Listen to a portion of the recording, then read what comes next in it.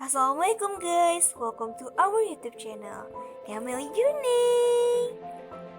Sebelum lanjut nonton videonya, jangan lupa tekan tombol subscribe dan klik loncengnya buat dapat update video terbaru dari kami. Pada video kali ini, kami bakal bahas tentang COVID-19 atau lebih dikenal dengan virus corona. Siapa yang nggak tahu sih tentang COVID-19 ini?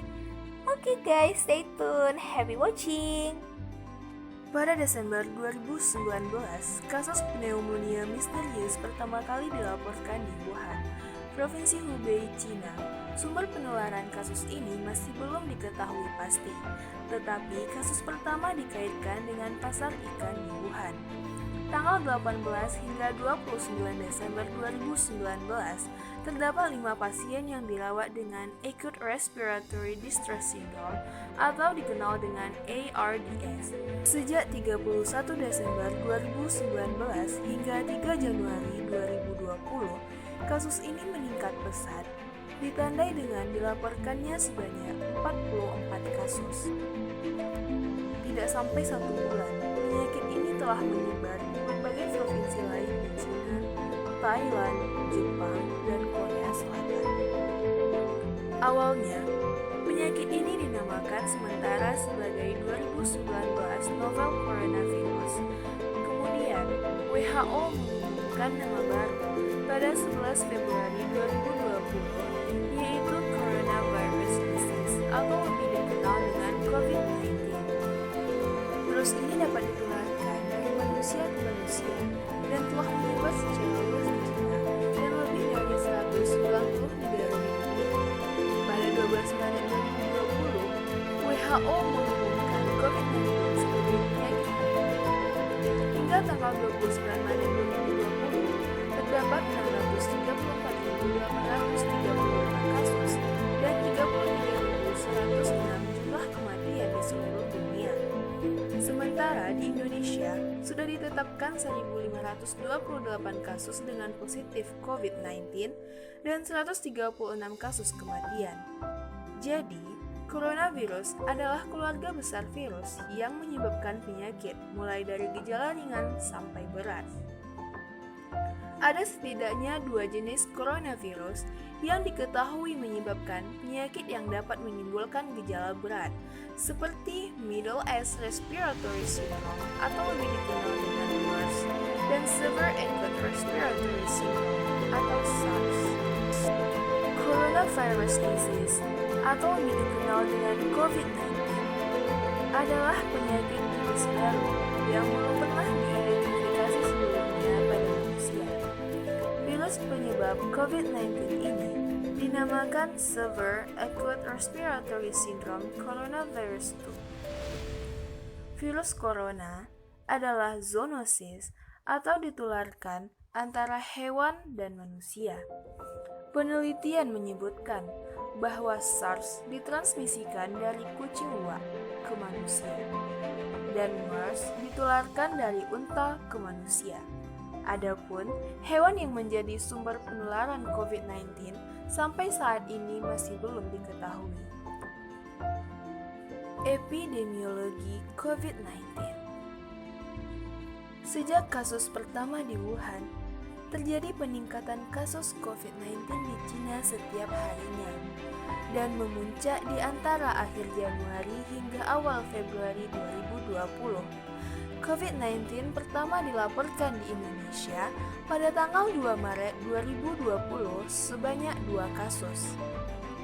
Data 31 Maret 2020 menunjukkan kasus yang terkonfirmasi berjumlah 1.528 kasus dan 136 kasus kematian. Tingkat mortalitas COVID-19 di Indonesia sebesar 8,9%. Angka ini merupakan yang tertinggi di Asia Tenggara.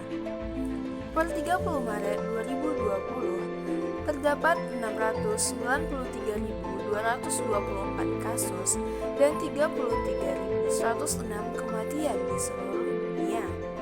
Eropa dan Amerika Utara telah menjadi pusat pandemi COVID-19 dengan kasus dan kematian sudah melampaui China. Amerika Serikat menduduki peringkat pertama kasus COVID-19 terbanyak dengan penambahan kasus baru sebanyak 19.332 kasus pada tanggal 30 Maret 2020, disusul oleh Spanyol dengan 6.549 kasus baru. Sedangkan Italia memiliki tingkat mortalitas paling tinggi di dunia, yaitu 11,3%. Penyebaran COVID-19. Saat ini, penyebaran COVID-19 dari manusia ke manusia menjadi sumber transmisi utama, sehingga penyebaran menjadi lebih agresif. Transmisi SARS-CoV-2 dari pasien simptomatik terjadi melalui droplet yang keluar saat pasien batuk atau bersin. Faktor resiko COVID-19. Faktor resiko COVID ini yaitu penyakit komorbid, hipertensi, dan diabetes mellitus, jenis kelamin laki-laki, dan perokok aktif. Beberapa faktor risiko lain yang ditetapkan oleh Center for Disease Control and Prevention atau CDC adalah kontak erat, termasuk tinggal satu rumah dengan pasien COVID-19 dan riwayat perjalanan ke area terjangkit. Berada dalam satu lingkungan, namun tidak kontak dekat dengan pasien dalam radius 2 meter dianggap sebagai risiko rendah. Tenaga medis merupakan salah satu populasi yang berisiko tinggi tertular. Manifestasi klinis COVID-19.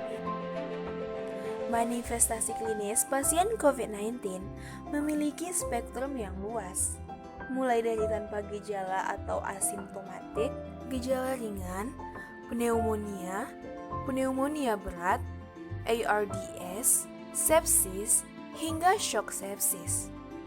Gejala ringan bisa disertai dengan demam, batuk dengan atau tanpa sputum, anoreksia, nyeri tenggorokan, atau bahkan sakit kepala. Pada beberapa kasus, pasien juga mengeluhkan diare dan muntah. Tanda dan gejalanya akan muncul pada 2-14 hari setelah terinfeksi. Faktor penunjang COVID-19 ini bisa dilakukan dengan pemeriksaan laboratorium dan pencitraan melalui CT scan toraks. Pencegahan COVID-19. Yang pertama, masker bedah. Masker bedah dapat mencegah penularan virus melalui pernapasan dari orang yang sakit. Nah, bagi orang yang mengalami simptomatik atau bahkan mengalami gejala dengan COVID-19, dianjurkan untuk memakai masker bedah. Yang kedua, menggunakan masker saat naik transportasi umum atau berada di tempat keramaian. Yang ketiga, hindari menyentuh mata, mulut, dan hidung. Nah, yang keempat, menjaga kebersihan tangan secara rutin, terutama sebelum menyentuh mulut, hidung, atau mata, sebelum makan, setelah menggunakan toilet, setelah menggunakan instalasi umum seperti pilihan pintu, atau ketika tangan terkontaminasi oleh cairan pernapasan setelah batuk atau bersin. Nah, yang kelima, tutup mulut dan hidung dengan tisu saat bersin atau batuk. Buang tisu kotor ke dalam tempat sampah berpenutup, lalu cuci tangan hingga bersih. Lanjut yang keenam, cuci tangan dengan sabun cair dan air dan gosok setidaknya selama 20 detik. Kemudian bilas dengan air dan keringkan dengan handuk kertas sekali pakai atau juga bisa dengan menggunakan tisu. Saat tangan sudah selesai dibersihkan, jangan menyentuh keran air lagi secara langsung. Misalnya menggunakan tisu untuk melapisi keran sebelum mematikannya. Nah, jika fasilitas mencuci tangan tidak tersedia atau ketika tangan tidak tampak kotor, bersihkan tangan dengan 70 hingga 80% hand rub berbasis alkohol, misalnya dengan menggunakan hand sanitizer. Pencegahan yang ketujuh, rawat saluran pembuangan dengan benar dan secara teratur, misalnya dengan membersihkannya sekitar seminggu sekali, dengan cara menyiram setengah liter air ke dalam setiap saluran pembuangan untuk memastikan kebersihan lingkungan sekitar. Nah, yang kedelapan, tutup semua saluran pembuangan air jika sedang tidak digunakan. Yang kesembilan, setelah menggunakan toilet, tutup penutup toilet sebelum menyiram toilet untuk menghindari penyebaran kuman.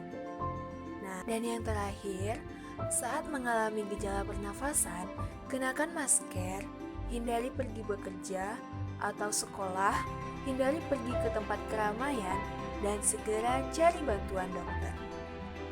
Eits, ada satu yang ketinggalan nih guys.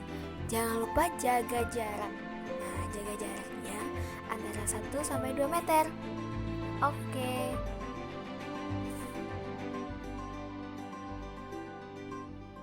Terima kasih guys udah nonton videonya. Semoga video kali ini bermanfaat. Dan jangan lupa like, komen, dan share videonya kepada teman-teman kalian. Keep healthy semuanya. Sampai jumpa di video selanjutnya. Assalamualaikum.